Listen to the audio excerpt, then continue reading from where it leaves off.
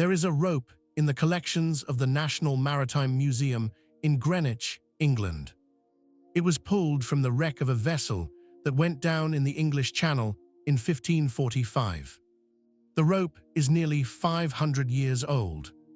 It is still intact, not preserved by conservation treatment, not held together by museum intervention.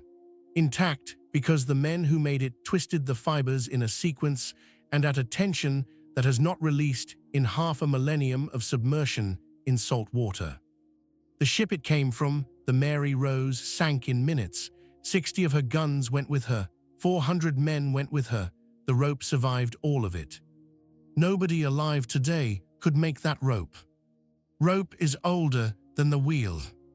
Archaeological evidence of twisted fiber cordage appears in the human record at least 28,000 years ago. A fragment recovered from a cave in France, twisted from plant fibers in a 3-strand configuration, predates every other piece of human technology except stone tools. The logic of rope is simple. A single fiber breaks under tension. Twist 2 fibers together and they reinforce each other. Twist 3 twisted pairs together and the structure becomes something that the individual fibers could never be alone. Strong under tension, flexible under load, able to absorb shock without snapping. That logic has not changed in 28,000 years. What changed was scale. By the time the great navies of Europe were building warships in the 16th century, a single vessel of the line required between 30 and 40 miles of rope. Running rigging, standing rigging, anchor cables, mooring lines. Every spar connected to every other spar through a web of cordage that had to hold in conditions that would destroy almost anything else. A ship of the line in a North Atlantic storm was asking its rope to do something that nothing else in the pre-industrial world was asked to do. To hold 500 tons of moving timber against wind loads that could exceed 100 miles an hour. To flex and recover. To hold when wet, when frozen, when coated in salt. To hold without snapping, because a snapped rope in a storm killed men. The rope had to be perfect. And making it perfect was the work of a specific trade. The rope maker. The place where rope was made was called a ropewalk. The name described the building. To twist a long rope, you needed a long straight space. Ropewalks were built accordingly. The Royal Navy's ropewalk at Chatham Dockyard in England, constructed in 1618 and still standing today, is 1/4 mile long. A single unbroken structure built for one purpose: to give ropemakers enough room to walk the length of the twist. Here is what the process demanded. Raw fiber arrived at the ropewalk in bales, hemp for most rope, manila for specific applications, coir from coconut husks for rope that needed to float. The fiber was first hackled, drawn repeatedly through a bed of iron spikes that combed out the short fibers and aligned the long ones in parallel. A skilled hackler working good hemp could produce fiber of such consistent quality that the rope made from it would have no weak point along its entire length. A careless hackler left short fibers tangled in the long ones, and those tangles became the point where the rope broke. The aligned fiber was then spun into yarn. A spinner walking backwards down the ropewalk fed fiber from a bundle around his waist onto a hook driven by a wheel at the far end. As he walked, the hook twisted the fiber into yarn. The speed of his walking and the rate at which he fed fiber determined the twist angle. Too tight and the yarn was stiff and brittle. Too loose and it had no strength. The spinner felt the tension in his hands. He knew the correct twist by feel, not by measurement. Yarn was then laid up into strands. 3 yarns twisted together, right-handed, into a strand, and strands were then laid up into rope. 3 strands twisted together, left-handed, into a hawser-laid rope. The opposing twist directions locked the structure. When the rope came under tension, the strands tried to untwist, and in doing so tightened against each other, making the rope stronger under the very load that threatened to break it. This was not an accident of early technology that better methods later replaced. It was a mechanical solution to a structural problem that engineers in the 20th century confirmed was optimal. The opposing twist directions in a traditional laid rope distribute load more efficiently than the parallel fiber construction of modern synthetic braid. The men who developed this structure did not have engineering degrees. They had 40 years of making rope and watching what held and what broke. A master rope maker named Thomas Hurleston served the Royal Navy's rope walk at Portsmouth for 31 years in the late 17th century. His production records survive in the National Archives. In a single year, Hurleston's team produced enough rope to rig 14 ships of the line. Each ship required rope of at least 12 different specifications, different diameters, different twist angles, different fiber compositions for different applications. Standing rigging that held masts in place needed different properties from running rigging that moved through blocks 100 times a day. Hurleston knew every specification by memory. He could look at a coil of finished rope and tell you its breaking strength within 10% without measuring it.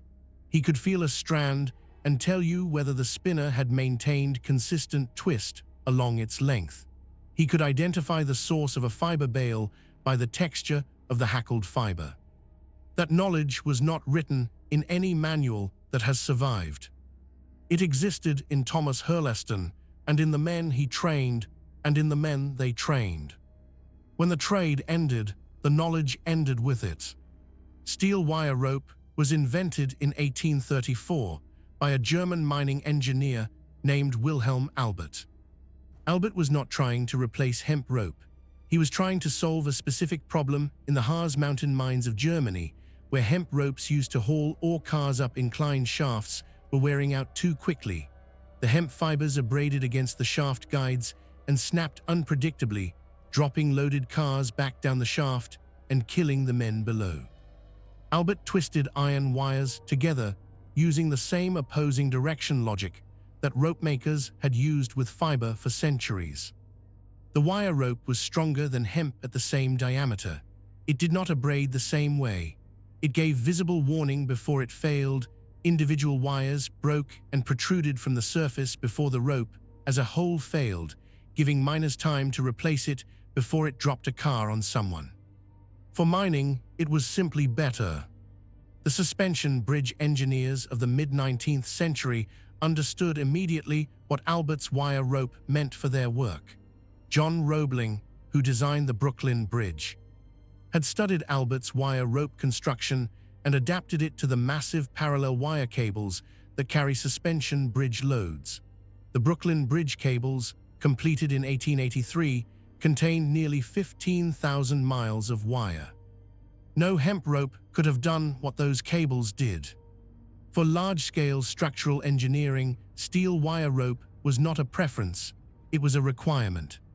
But the transition did not stop at bridges and mines. By 1880, steel wire rope was being adopted for ship rigging. By 1900, the great sailing ships that still carried cargo under canvas were being retrofitted with wire standing rigging. By 1920, the commercial sailing vessel itself was nearly extinct, replaced by steam power that needed neither hemp nor wire in the same quantities. The rope walks closed one by one. Chatham's rope walk, the oldest in England, stopped production in 1983, 135 years after Wilhelm Albert filed his first wire rope patent. The building still stands. The machinery inside it is maintained as a museum exhibit. Occasionally, demonstrations are given. The men who can make rope the way Thomas Hurleston made it are gone. Here is what the machine-made rope cannot do. A traditionally laid hemp rope immersed in salt water does not weaken the way synthetic fiber weakens.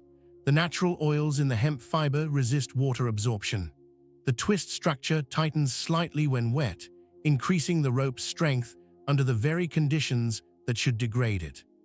A traditional anchor cable, properly made and properly maintained, could serve a vessel for 20 years.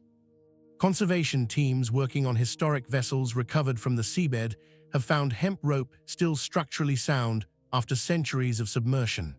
Not every piece, not in every condition, but enough to confirm that the material and the making produce something whose longevity no modern synthetic has matched in long-term submersion testing. There is also something the records do not capture about the rope itself. A traditionally made rope is not a manufactured object in the sense that a machine-made rope is a manufactured object. Every inch of it passed through human hands. Every twist was made by a man walking backwards down a quarter-mile building, feeling the tension in his fingers, adjusting his pace to the behavior of the fiber. The rope that held the Mary Rose's gun carriages in place passed through hands that have been dead for 5 centuries. The splice in that rope, the join where 2 lengths were married into one continuous line, was made by a rigger whose name does not appear in any surviving record. He learned to splice from someone who learned from someone in a chain that ran back further than any document can trace. The splice held. It held the gun, it held through the sinking, it held through 500 years on the seabed. His name is gone, his work is not. There is a building in Chatham, England, that is a quarter of a mile long and has not changed significantly since 1618. You can walk inside it on certain days. The machinery is still there. The hackle beds, the spinning wheels, the laying machines that twisted yarn into strand and strand into rope. The building smells of hemp oil and old timber. If you stand at one end and look down the length of it, the far wall is so distant it is slightly out of focus. Ropemakers walked that distance thousands of times, walking backwards, feeling the fiber, maintaining the tension that determined whether a ship lived or died in a North Atlantic storm.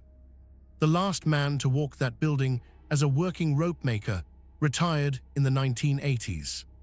He learned the trade from a man who learned it from a man in a chain that ran back to the building's construction in 1618. That chain is broken now. The building is still there. The rope that came out of it is on the seabed and in museum collections and in the rigging of restored historic vessels where conservators specified traditionally made cordage because nothing else would be correct. The skill that made it is gone. The rope is still holding. Is there a piece of rope, rigging, or cordage in your life, on a boat, in a barn, in an old building that has outlasted everything around it? Tell me about it in the comments.